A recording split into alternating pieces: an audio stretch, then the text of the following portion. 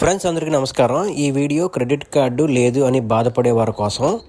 అందరి పొలాల్లో మొలకలు వచ్చాయి, నా పొలంలో రాలేదేంటి?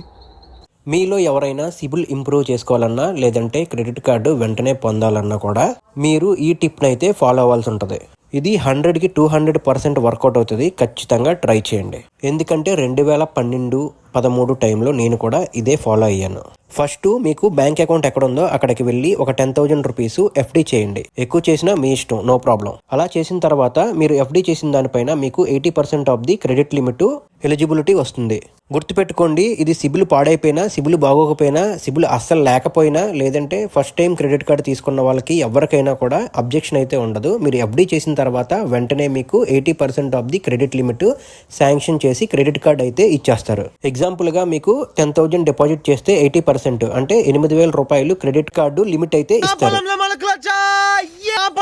తర్వాత మీరు 100% వాడకుండా ఒక 2,000 ఆర్ 3,000 రూపీస్ అంటే మీకు ఇచ్చిన లిమిట్ 50% క్రాస్ అవ్వకుండా మీరు 3 months వాడిన తర్వాత మీ సిబిల్ అనేది ఇంక్రీజ్ అయిపోతూ ఉంటుంది. అలా ఇంక్రీజ్ అయిన తర్వాత బ్యాంక్ వాళ్ళు మీకు ఆటోమేటిక్గా కాల్స్ అనేవి చేస్తారు, మీరు క్రెడిట్ కార్డ్కి ఎలిజిబుల్ అయ్యారని. అప్పుడు మీరు ఈ క్రెడిట్ కార్డుతో ఇంకో కార్డ్ టు కార్డ్ అనేది ఆప్షన్ వస్తుంది. అంటే ఆ క్రెడిట్ కార్డ్కి ఎటువంటి ఫిక్స్డ్ డిపాజిట్స్ కానీ వేరే ఇంకేమీ చేయని అవసరం లేదు. మీరు వాడిన ఈ 3 months బిల్స్ మీ కేవైసీ సబ్మిట్ చేస్తే సరిపోతుంది. ఇంకో కొత్త క్రెడిట్ కార్డు 10,000 నుంచి 1 lakh వరకు ఎంతైనా లిమిట్ అనేది మీకు వస్తుంది. ఎంత వస్తుంది అనేది వచ్చే వరకు తెలియదు. అప్పుడు మీరు ఎఫ్డి చేసి ఏదైతే తీసుకున్నారో ఆ క్రెడిట్ కార్డు మీ ఆప్షన్. మీరు కావాలంటే ఉంచుకోవచ్చు, లేదంటే వెళ్ళి కట్టేసిన తర్వాత మీరు ఫస్ట్ తీసుకున్న క్రెడిట్ కార్డు క్లోజ్ అయినా చేసుకోవచ్చు.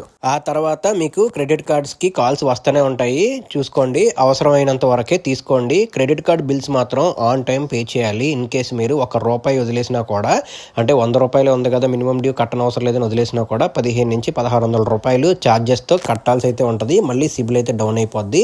క్రెడిట్ కార్డు ఎంత ఉపయోగమో అలాగే అంతే డేంజర్ కూడా.